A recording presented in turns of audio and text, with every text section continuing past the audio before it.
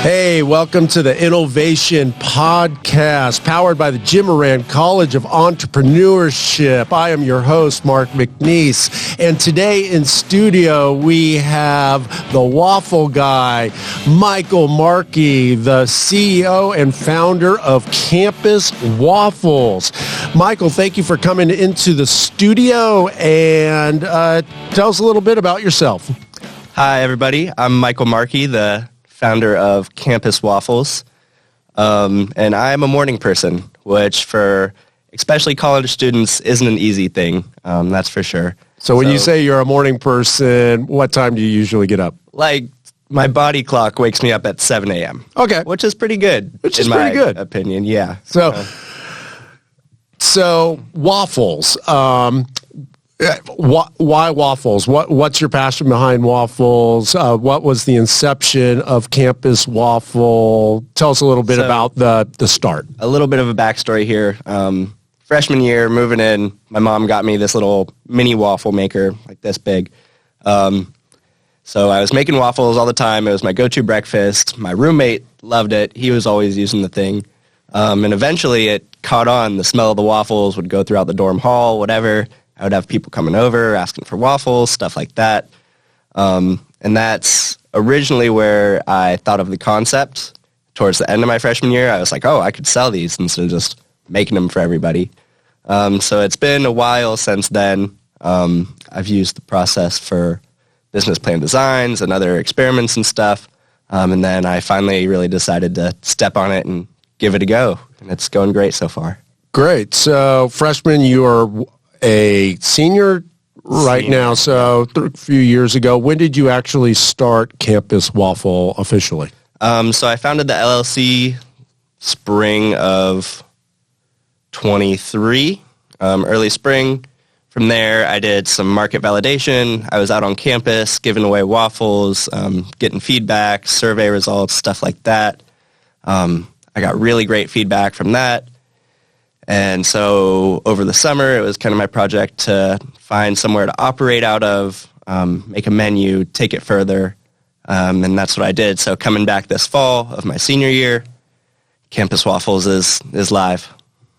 Well, that is really great. And so you basically started and you were just giving them away. And when was your first sale and like real sale to somebody? And tell us a little bit about that. So during my market validation, I wasn't allowed to sell the waffles on campus, but I did do a thing where I made bracelets, which had my brand name on them, Campus Waffles. They're like a little red bracelet with white letters. And I basically sold those, saying, if you buy one of these now, if you wear it later, come back to Campus Waffles. If we come into fruition, you'll get a discounted price for the rest of the year. That's a cool hack. That's a good way to get around it. I like it. I know. I made like 20 of those, and I sold out on them, which was awesome. That was a really good piece of my market validation. And then my first real sale for waffles was at the sorority house, Kappa Alpha Theta. I reached out to some of the girls over there, basically told them what I'm doing. They said they were interested, and then I could come set up in front of their house, hang out, see how it went. So that was my first operational day. Okay. So on your first operational day, and I know you've scaled since then, but what was it? What were you doing? Did you just set up a table and a generator, or how did it work? I had the trailer by then. I purchased a mobile food vending trailer. It's like 14 feet long, super cool. The inside's all clean, a little bit renovated. And in there, I've got my waffle makers, a little stand for putting toppings on and all that. I've got a cooler to keep all my stuff. Nice. So I had that set up, and I put my logo on the outside on a banner. It's a sweet little setup. So the girls just came out and bought waffles and brought them back into the sorority house? Yep, pretty much. I had a bunch of them. They ended up just hanging out on the lawn with me right there, most of them. And then I had friends stop by and stuff, and I caught a couple of people walking by, which was cool. But again, from that, really good feedback.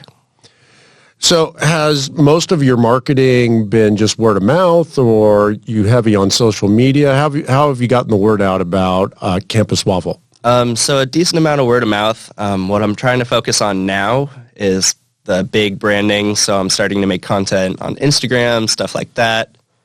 But word of mouth, and then another way I want to do that is just more consistently being out there, showing people what I'm doing. Okay, awesome.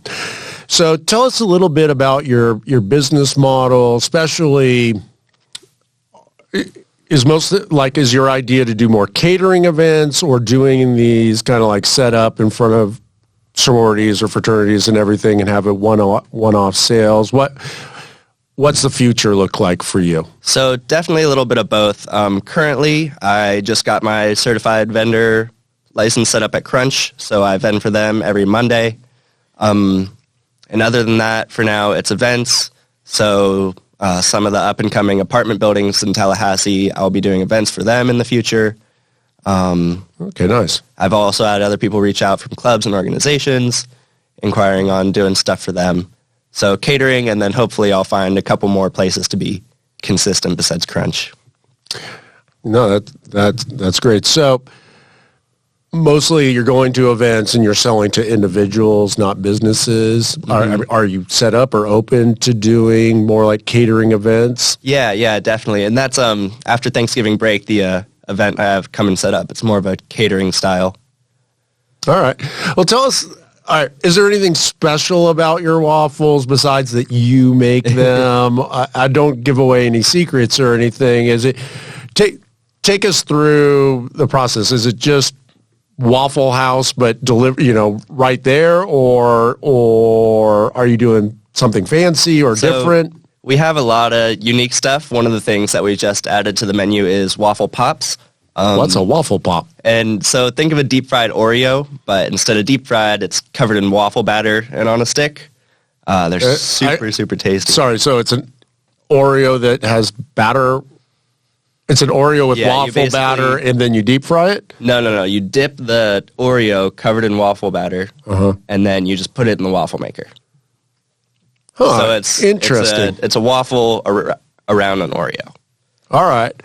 Yeah. You're gonna have to send me some pictures of your rig, your trailer, and definitely some of these things. So those who are watching it via video, they can see what an Oreo covered in waffle batter that's smashed actually looks like. So I'm having a hard time envisioning it, but it sounds like a gut bomb though. It's not too bad. No, it sounds delicious. I just think I like just eat way too many of them. A Starbucks waffle pop, but smashed. All right. No, I love it. It sounds really, really good. So, anything else? Like, so you do regular waffles, and are you doing the main thing with them is for convenience. It's something that you can get. It's quick. It's affordable.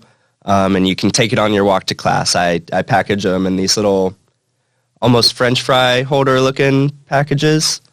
So you can hold it. It's not a mess. You can eat it out of there. I like it. Yep. When I was growing up in L.A., not Lower Alabama, but Los Angeles, they used to have things called Choco Tacos. You ever hear of those? No. Oh, man, dude, you got to do the Choco Taco. It's basically a taco, but it's a waffle shell and has ice cream in it, and then like you would make a taco, but you make basically an ice cream sundae. Yeah. What I end up doing some of the time is when people order more than one, I'll be like, do you want a sandwich style? So I'll put all the toppings in the middle, sandwich them, and go from there. I love that. When I need like some carbs and everything, I love doing a double waffle, like peanut butter sandwich with some honey. Man, that is good. Yeah. That is good. So how many events are you doing right now monthly, do you think? I started in the end of October, and I just did 2.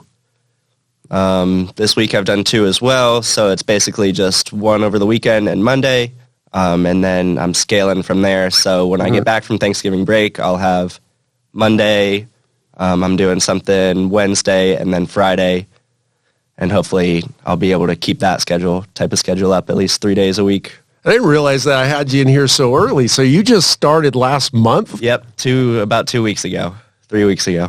Oh, wow. Yeah. Okay. So, wow, and you already have a trailer. And how did that come about? Why did you feel like you really needed a trailer? Was it the right decision? Where did you get it? Is it like you have a deep fryer on it? And tell us more about the trailer and all that.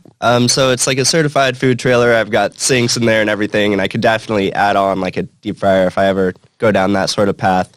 But I decided to get it more from a branding aspect, to certify the legitimacy of the company. Have people look at this and be like, okay, that's cool. He's doing it. It's a real thing. And I also look at the trailer as an asset that I'll be able to have and then sell in the future, whether it goes with the company or separately. Okay. So when you think about scaling the company and everything, you're a senior, you graduate in May? Mm-hmm. Yep. All right. Are you looking to sell it to somebody else when you leave? Are you looking to run it for a while? Where can it go? Like, I know the trailer can go anywhere, but where's your business? Like, what do you envision? Where do you envision your business going? My goal for the next semester is to just really pedal to the metal, see how far I can take this. So for now, I'm looking at 3 sort of options. The first one, it goes really well. It's something I'm able to potentially franchise to other schools, bring to other campuses. 2, I sell the business here to someone on campus. Or 3, it was an awesome learning experience. I had fun. I made some money. No, I love it. So is this your only gig now? Is this what you're doing for work? Currently, yeah. I've got a really cool summer job that I take part in too. I'm a professional ski boat driver and water sports instructor. What? That's on a so lake cool. Up in North Carolina. Yeah, it's awesome. I have so much fun. I make good money. Meet a lot of cool people. Yeah, that sounds terrific. Mm-hmm. So I always like to ask entrepreneurs this. What was some of the unknown challenges that you had to overcome? So my first one off the bat, I was calling it FSU Waffles before I really did any branding or stuff like that.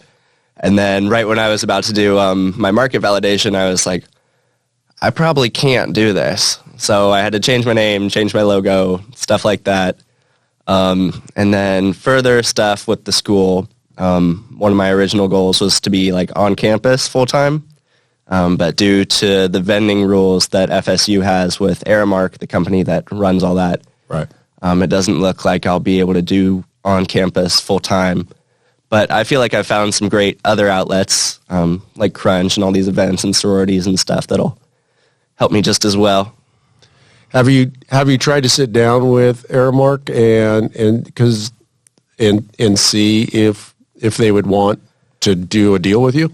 I haven't talked to them personally yet. I've talked to a lot of people about it. It's something I've been trying to get in touch with them. So it's definitely a goal of mine, and I've been talking with the dean of the Entrepreneurship program.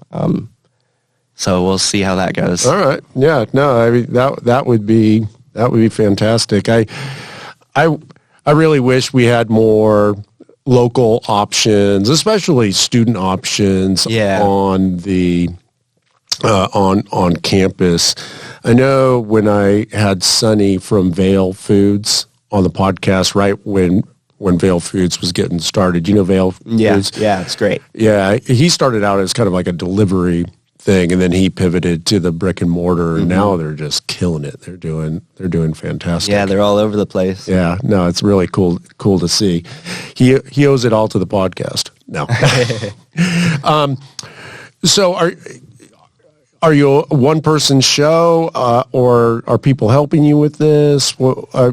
It's pretty much just me as of now. My roommates have offered to help me out. I've had a couple other people that I know or kind of know reach out and be like, hey, this is cool. I'd love to do something. But for now, it's just me and 2 of my roommates that have been helping me with preps and setups and all that. In the future, I'll definitely need to reach out to a CPA and get that grounded, because I'm sketching in a notebook for now. But well, I mean, that's the way you start. You don't need a bunch of unneeded, expenses. And if you're just 1099ing a buddy who comes out and helps, or giving them a waffle or something, you're they definitely get their fair share of waffles when they help me set up and stuff. I bet. So, as far as like how people can find out where the where Campus Waffle is going to be, where are you most active, or where are you posting this? That's currently all through my Instagram page. Personal Instagram page? No. I have one separate for Campus Waffles. I will repost all my stuff on my main one, but I have campus_waffles. Check me out on Instagram. Okay, I'm sorry. Say it again. campus_waffles. All right. Yeah, definitely. I'll follow it. And then what day are you at Crunch? Mondays. Mondays at Crunch. Or what time? 10 to 2-ish. All right. That's when I'm doing that. Okay. Yep. When is the surge? Do you see that people are eating waffles for lunch, or is it more just a breakfast thing? Well, like I said, college students waking up late. So if I'm there from 10 to 2, most people wake up, go to the gym at like 10. It starts getting busy at like 10. All right. So on a typical day, if you want to say you're going to Crunch, what time are you getting up? What time are you actually starting to set up? How much time commitment is there in the process? So I do most of my prep the night before, all the batter, setting, getting everything I need in the trailer. And then I wake up early the morning of, I get all the fresh fruit cut, stuff like that. So in the mornings, there's about an hour of prep before I'm ready to leave. And I have 8 a.m. classes every day, so I'll usually wake up at 6 on a day. I have to do stuff, make sure everything's ready to go to class, come back, and then get ready to serve waffles. Man, busy guy. And you're beach volleyball king of the beach, Jim Moran College king of the beach. Look at that. Yeah, I got to squeeze that in. Yeah, you got your crown. You're the waffle king, the king of the beach. You got all of this going on. So, definitely looking forward to watching you grow and everything. I appreciate you coming in to the podcast, and I'll give you the last word if there's anything else you'd like to tell our listeners. Awesome. Yeah, so grateful to be here. This has been an awesome experience, and I can't wait to see where this takes me, and I hope you guys will come out and try some waffles soon. Absolutely. Well, thanks for coming in, Michael. So there's another podcast out there. Thanks again, Michael, of Campus Waffles, for coming in and being in on the InNOLEvation Podcast. Hey, if you like this podcast, please drop us a like and some comments. That's always really helpful on the algorithms. Also, we'd love it if you would share and subscribe on the whatever platform you are listening to this podcast. We'll see you next time.